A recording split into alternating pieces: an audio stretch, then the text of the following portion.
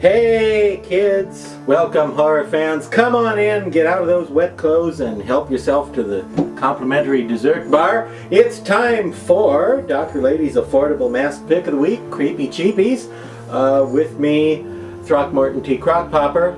I hope nobody takes it the wrong way that I say Creepy Cheapies, because when I say cheapy, I certainly don't mean that in any disparaging or negative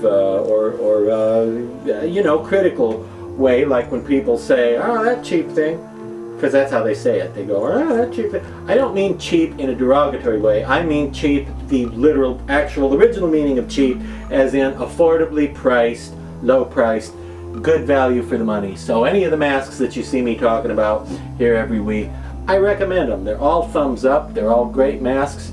What else could we have called it? You see, it's just a Creepy Cheapy sounds so nice. What else could we have called it?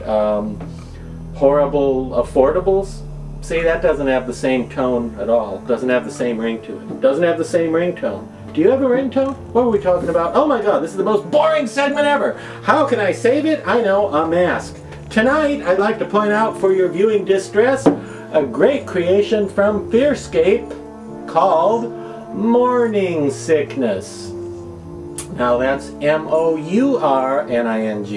sickness, because he's kind of sick looking, and it's mourning like in dead, because you get it, it's a joke, yeah, alright. And old Mourning Sickness here, I think, is a very dramatic, very scary, very memorable sort of piece. And one of the great things about him is that he makes a great puppet! What are you people looking at, huh? Yeah. He makes a great puppet! Yeah, okay. Not only that, you can wear him. Now, I ordered my copy untrimmed, as an untrimmed display version, and they were very nice about that and were happy to let me have one untrimmed. So he doesn't have any eye slits or anything cut out, because I was thinking puppet use, you see, and just to have on display in my collection. But beautifully sculpted, very detailed, has a little bit of hair, just some thin wispy silver hairs on there. Full neck, full bib down the front, so if you were going to wear it, you could easily tuck that into your costume, or tuck it into the costume on a dummy body, a mannequin body at your haunted house or haunted attraction.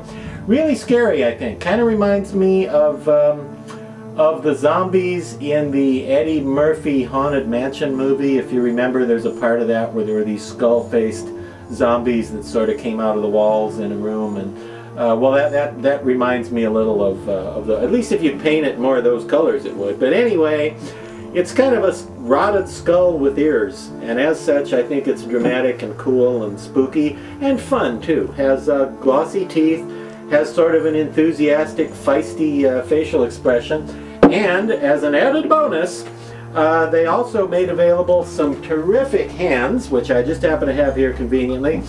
The Mourning Sickness hands, maybe the best corpse hands ever produced. These are really outstanding. I don't know how much of the detail you can see, but beautifully sculpted, super detailed, very realistic looking.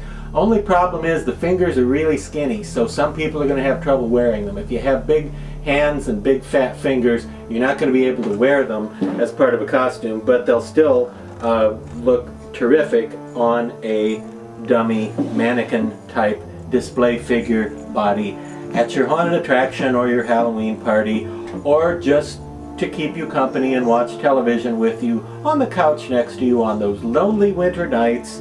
Imagine having a nice life-size corpse sitting there with you to watch horror movies late at night. This is a good one for that purpose. And there's also a chest piece available that's sort of rotted open and has guts and bones and everything exposed, if you want to do a full costume. But anyway, I believe the hands are about 60 bucks a pair, which is a little pricey. I know you're saying, I thought this was cheapies, because you talk like Kermit the Frog. I'm sorry about that. I apologize for that. That was not a fair impersonation of you, because you don't really talk like that. About 60 bucks a pair for the hands, which is not real cheap, but again, they're such excellent quality, I really recommend them. And the head also is about $55, $60, $65, somewhere in that price range. and certainly well worth it, I think. So get yourself a Mourning sickness, at least the mask, from the creeps at Fearscape, and join us here next time for another late breaking news flash.